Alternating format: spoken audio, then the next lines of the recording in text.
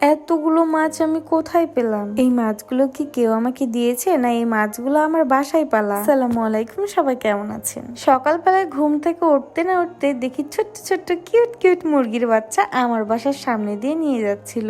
যেই কানে আসে মুরগির বাচ্চা নিয়ে এসেছে, সেই দৌড় দিয়ে বের হয়ে চলে যায় মুরগির বাচ্চা নিতে। পশু পাখি দেখলেই যেন আমার মন একদমই নরম হয়ে যায়। ওদেরকে নেওয়ার লোভ যেন আমি একদমই সামলাতে পারছিলাম না। আমার এরকম দেখে সায়রার আব্বু আমাকে কিন্তু প্রায় 9টা মুরগি কিনে দিয়েছে আজকে। প্রথমে যে মুরগি 2টা নিয়েছিলাম, আলহামদুলিল্লাহ অনেক ভালোভাবে বড় করতে পেরেছি। তার কারণে সায়রার আব্বু আমাকে আবারও 9টা মুরগি কিনে দিয়েছে।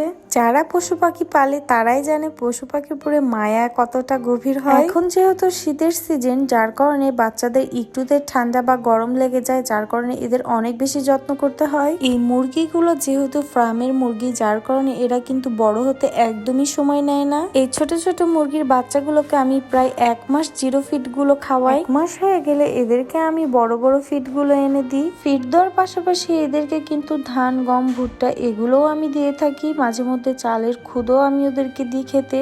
বাসায় পালা এই মুরগিগুলো কিন্তু খেতেও অনেক বেশি মজা। যে খাবে তার জন্য বাইরের মুরগি খেতে একদমই ভালো লাগবে না। এই দিন দিন যে মুরগিতে এত বেশি ভ্যাকসিন দিচ্ছে, যার কারণে বাইরের মুরগি খাওয়াও যেন একটা রিস্ক হয়ে যাচ্ছে। তবে এই মুরগিগুলো বাসায় পালা কিন্তু একদমই ঝামেলা নাই। কোনো রকম ঝামেলা ছাড়া আপনারা এগুলো পালতে পারবেন। আর খুবই অল্প সময়ে এরা কিন্তু অনেক বেশি বড় হয়ে যাচ্ছে।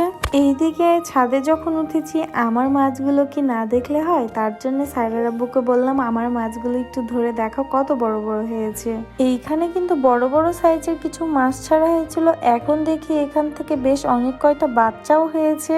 আমরা যখন এখানে মাছগুলো ছাড়ি, আমরা তো ছোট সাইজের মাছগুলো একদমই ছেড়েছিলাম না। এখানে দেখি অনেকগুলো ছোট সাইজের মাছ আছে, যা দেখে আমরা বুঝলাম হয়তো এখানে ওদের বাচ্চাই হয়েছে। তবে যাই হোক, বাড়ির সব জিনিসই যেন ভালো লাগে। এই কই মাছগুলো কিন্তু একদমই দেশি কই, যা খেতে অনেক বেশি মজা।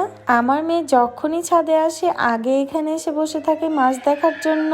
আমার মেয়ে কিন্তু একদমই আমার মতো পশু পাখি অনেক বেশি পছন্দ করে, ওদেরকে অনেক বেশি ভালোবাসে।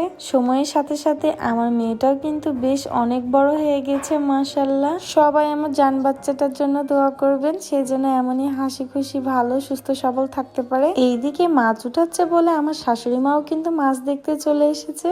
বাসার প্রতিটি জিনিসই যেন মায়ায় ভরা। আমাদের ছাদে কিন্তু বেশ কয়েক রকমের গাছ আছে। কোনো একটা ভিডিওতে আপনাদের সাথে সব গাছগুলোর ভিডিও শেয়ার করব। তবে আজকের ভিডিও আমি এখানেই শেষ করছি। দেখা হবে নতুন কোনো একটি ভিডিওতে। সবাই ভালো থাকবেন, সুস্থ থাকবেন। আল্লাহ হাফেজ, আসসালামু আলাইকুম।